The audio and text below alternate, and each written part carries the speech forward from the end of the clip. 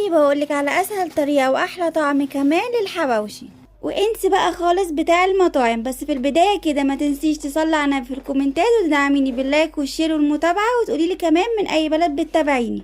جبت بقى اللحمة المفرومة بتاعتي وحطيت كمان عليها جزر مفروم وفلفل الوان مفروم وفلفل اخضر كمان.